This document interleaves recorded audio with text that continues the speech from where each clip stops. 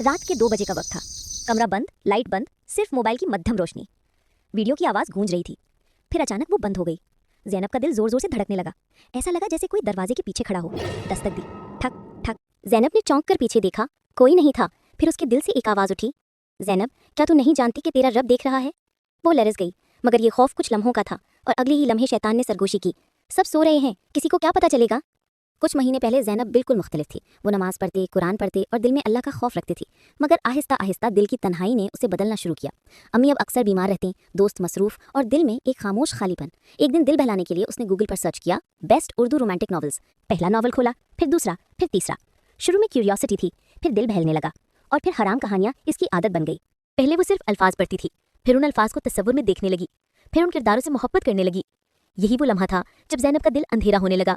जब कुरान खोलती तो ज़मीर कहता, पहले नॉवेल ख़त्म कर लूँ, फिर पढ़ूंगी। जब अजान होती तो मोबाइल की आवाज़ बुलंद हो जाती। एक रात उसने सोचा, मैं कुछ गलत नहीं कर रही, बस पढ़ रही हूँ। लेकिन वो भूल गई, गुनाह सिर्फ हाथों से नहीं, आंखों और ख्यालों से भी होता है। फिर एक दिन वो नॉवेल से आगे बढ़ गई। वीडियोज़, सोशल मीडिया के क्लिप्स और लव सीन्स वाले ड्रामे।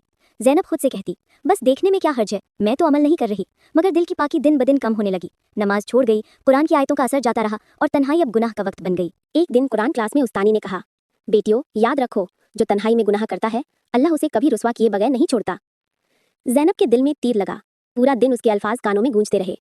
रात को जब वो वीडियो देखने बैठी तो एक इस्लामी वीडियो खुद ब खुद खुल गई कि जब कोई बंदा तन्हाई में गुनाह करता है तो ज़मीन और फरिश्ते उसके खिलाफ गवाही देते हैं।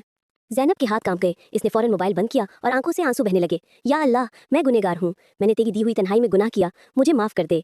इस रात के बाद ज़ैनब ने अपनी ज़िंदगी बदल दी। सारी हराम वीडियोज़, नॉवेल्स, अकाउंट्स डिलीट कर दिए। वुज़ू किया, नमाज पढ़ी और पहली बार दिल को सुकून मिला। अब जब भी तन्हाई आती वो कुरान खोल लेती या अल्लाह से बात करती। उसने मोबाइल के वॉलपेपर पर लिखा, When no one sees you, Allah still does। चंद हफ्ते बाद जब ज़ैनब पुरसुकून होने लगी, एक पुराने दोस्त का मैसेज आया, hi Zainab, long time, remember me? दिल कांपा, पुराने जज्बात जागने लगे। शैतान ने फिर सरगोशी की, बस बात ही तो है, गुनाह नहीं। ज़ैनब ने मुस्कुराकर फ़ोन बंद कर दिया। अब वो समझ चुकी थी, शैतान हमेशा वहाँ आता है जहाँ ईमान कमज़ोर हो। अब वही ज़ैनब कुरान क्लास में लड़कियों को सिखाती है। जब कोई लड़की कहती है, दिल नहीं लगता, अकेलापन लगता है, तो ज़ैनब नरमी से जवाब देती, अकेलापन नहीं, वो अल्लाह की पुकार है। वो चाहता है कि तुम उससे बात करो, ना कि मोबाइल से। तन्हाई कभी खाली नहीं होती, या तो उसमें अल्लाह होता है या शैतान। तुम्हें फैसला करना है कि तुम्हें कौन चाहिए।